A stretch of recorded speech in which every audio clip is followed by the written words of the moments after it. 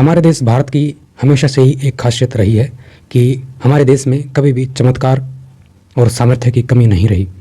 आप इतिहास में देखोगे तो ऐसा बहुत कुछ पहले भी होता था और मौजूद था, जिसकी अगर हम इमेजिन भी करें, कल्पना भी करें इस टाइम, इस आधुनिक दौर में, तो बड़ा अजीब लगता है कि वो ऐसे कैसे हो गया होगा। लेकिन वो इन्वेंशन, वो उपकरण, वो गैजेट, वो चीज़ें थी जो शायद अब भी डेवलप नहीं हो पाई हैं।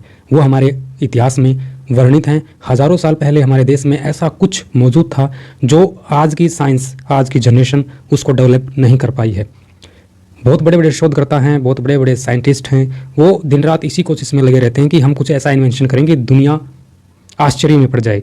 लेकिन अगर हम भारत, अपने देश भारत का इतिहास उठाकर देखते हैं तो आज से हज़ारों साल पहले भी हमारे देश भारत में ऐसा कुछ मौजूद था जो एक कल्पना से भी एक बड़ा दिखाई देता है। आज हम जिस टॉपिक के ऊपर बात कर रहे हैं, एक ऐसी किताब, एक ऐसी बुक जो आज से समथिंग 500 से 600 साल पहले लिखी गई थी एक संत के द्वारा। एक ऐसा संत एक ऐसे स्थान पर रहकर उन्होंने उस ग्रंथ की रचना की जिसका नाम रखा गया है भविष्य मालिका। भविष्य मालिका एक ऐसा रहस्यमय ग्रंथ है, एक ऐसी रहस्यमय पुस्तक है जो अपने आप में हजारों रहस्य समेटे हुए हैं। भाषा और सामान्य नज़रों से देखने से बहुत सारी चीज़ें क्लियर नहीं हो पाती, क्योंकि कुछ चीज़ें अध्यात्म से जुड़ी हुई होती हैं। उनको अध्यात्म के धरातल से ही उन चीज़ों को समझना और पकड़ना होता है। उड़ीसा के जगन्नाथ मंदिर में कुछ संत रहते थे आज से 500 से 700 साल पहले। उन्होंने भविष्य मालिका की रचना की है और ऐसी पुस्तक, एक ऐसी रहस्यमय पुस्तक अब तक की ये साबित हो रही है कि यहाँ पर लिखी गई एक एक लाइन सच साबित होती जा रही है। आप एग्जाम्पल उठा के देखो, बहुत सारे ऐसे सिस्टम, एक ऐसी चीज़ें हुई हैं जो भविष्य मालिका में आज से 600 साल पहले ही लिख दी गई थी। बहुत सारा ऐसा कुछ देश में और विदेश में हुआ है और हो रहा है जो पहले से ही भविष्य मालिका में लिखा जा चुका है। लेकिन हमारा समाज इसकी एक माइंड सेट रहा है हमारे समाज का कि सामान्यतः लोग इन चीज़ों को इतना सीरियसली नहीं लेते। लोग सोचते हैं कि नहीं, ये तो ऐसे लिख दिया हुआ किसी ने, ऐसे थोड़ी ना होता है, ये कोई सच थोड़ी ना है।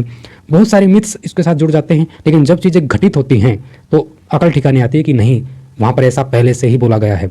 रिसेंटली में ऐसे बहुत सारे हमारे देश में हादसे हुए हैं, ऐसी बहुत सारी घटनाएं हुई हैं जो भविष्य मालिका में पहले से ही एड ऑन हैं, वो लिखी जा चुकी हैं। बहुत कुछ होने वाला है, ये भी लिखा जा चुका है। लेकिन जब भगवान जी की मर्जी होती है तो वो किसी न किसी के थ्रू समाज में, देश में मैसेज पहुंचवाते हैं, क्योंकि भगवान जी आकस्मिक कुछ नहीं करते। ये एक रूल रहा है सृष्टि का, देश का, दुनिया का, और जो उसका एक हेड है यानी कि भगवान जी, वो किसी न किसी के थ्रू पहले मैसेज लगवाते हैं, पहले मैसेज पहुंचवाते हैं, पहले आगाह करते हैं, पहले सावधान करते हैं, पहले वार्निंग दी जाती है। बिना वार्निंग के भगवान जी कुछ भी नहीं करते।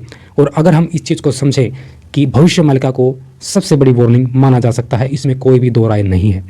मुद्दे पर आते हैं। भविष्य मालिका में हम इस वीडियो के माध्यम से आपसे एक चीज़ और शेयर करना चाहते हैं कि अब से ये वीडियो फर्स्ट रहेगी। इसी वीडियो से हम बहुत सारी भविष्य मालिका की सीरीज़ लेके आने वाले हैं। वहाँ पर काम चल रहा है। जैसे जैसे चीज़ें कलेक्ट होती जाएंगी, हम भविष्य मालिका को सीरीज़ वाइज बहुत सारे एपिसोड, बहुत सारी वीडियोज़, बहुत सारे पार्ट्स भविष्य मालिका को हम अच्छे तरीके से एनालाइज करेंगे आपके सामने।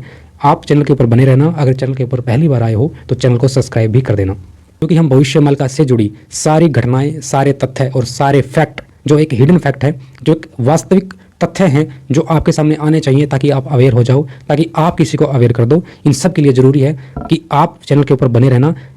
भविष्य मालिका से संबंधित हमारे प्रोजेक्ट चले हुए हैं। इस पर बहुत ज़्यादा सीरीज आने की संभावना, क्योंकि भविष्य मालिका एक विस्तृत ग्रंथ है। उसको समझना, उसको एनालाइज करना बहुत बड़ी बात हो जाती है, क्योंकि हम एक पेज भी एनालाइज करने लग जाएं भविष्य मालिका का तो बहुत सारी चीज़ें कलेक्ट हो जाती हैं, और फिर उनको डिटेल में समझना, परखना, जांचना और फिर आपके सामने इन शॉर्ट में लेके आना तो बहुत बड़ा एक टॉपिक हो जाता है। तो बहुत सारी सीरीज इसी चैनल के ऊपर भविष्य मालिका से जुड़ी हुई आपको जल्दी जल्दी मिलती रहेंगी। और चैनल के ऊपर पहली बार आए हो तो फिर से आपसे रिक्वेस्ट है, चैनल को सब्सक्राइब करके जाना। और चैनल को सपोर्ट की जरूरत है, प्लीज़ वीडियो को पूरा देखना, तभी कॉन्सेप्ट समझ में आएगा। और सब्सक्राइब करते टाइम बेल आइकन को प्रेस करके ऑल पे क्लिक जरूर कर देना, ताकि नेक्स्ट वीडियो का नोटिफिकेशन सबसे पहले आप तक पहुंच सके। भविष्य मालिका में एक जगह वर्णन आता है कि 2025, 26 और 27 ये एक ऐसे साल रहने वाले हैं देश और दुनिया के लिए जो बहुत कुछ समेटे हुए हैं। अगर हम जिस टॉपिक के ऊपर बात चल रही है, जिस टॉपिक के ऊपर वीडियो है, अगर हम उसकी बात करें तो भविष्यमालिका के अकॉर्डिंग देश में, विदेश में और ख़ास तौर पर शुरुआत में यूरोपीय देशों में, यूरोप में इतना ज़्यादा रेडिएशन फैलेगा।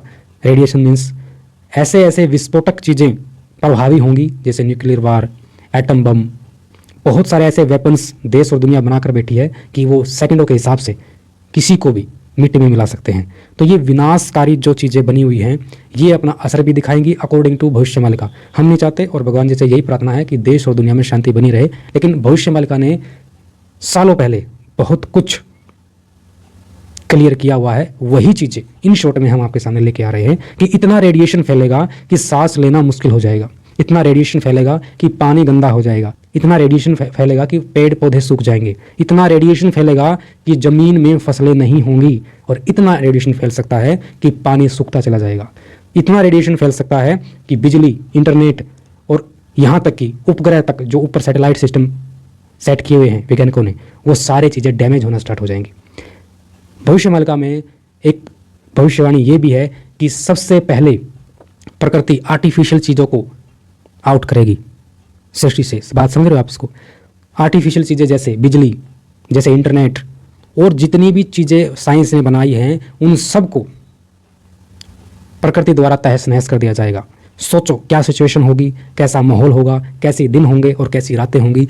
सोच कर देखो, सोचने में भी इतना भयावह मंजर सामने आता है कि आप सोचते ही रह जाओगे। विषय ये है कि रेडिएशन से मतलब ये है कि ऐसी हवा में जहरीली चीज़ें घुलेंगी, विस्फोट होने से, परमाणु विस्फोट और बहुत हैवी मिसाइलें देश दुनिया तैयार कर चुकी है। वो एक दूसरे पर जब वो वार प्रहार होगा तो उससे हमारी सांस लेने की जो हवा है, वायु है, ऑक्सीजन है, वो इतनी डैमेज हो जाएगी, इतनी खराब हो जाएगी कि इंसान सांस लेने में भी दिक्कत महसूस करेगा। लोग घर छोड़ कर भागेंगे और विदेशों का बुरा हाल हो जाएगा अकॉर्डिंग टू भविष्यमालिका। और सारे जो विदेशों में लोग हैं जो जीवित बचेंगे वो भारत की तरफ रुख करेंगे, अर्थात भारत में आकर शरण लेंगे। ये सारी चीज़ें मेंशन है ऑलरेडी भविष्यमालिका में। इतना कुछ छिपा हुआ है कि एक वीडियो में या 10 वीडियो में भी हम उसको एक्सप्लेन नहीं कर सकते। नेक्स्ट वीडियो के लिए आपको इंतज़ार करना होगा, चैनल के ऊपर बने रहना होगा। एक्सट्रैक्ट ऑफ वीडियो भविष्यमालिका ने बता तो दिया कि ऐसा ऐसा होगा, ये भी बताया है कि ऐसा ऐसा क्यों होगा, और ये भी बताया है कि अगर ऐसा होता है तो आप कैसे बच सकते हो। ऐसा होगा ये तो आपने इस वीडियो के माध्यम से समझा है, ऐसा क्यों होगा और ऐसा जब होगा तो उससे कैसे बचा जाए, ये सारे पॉइंट आपको नेक्स्ट वीडियो में आपके सामने हम जरूर रखेंगे।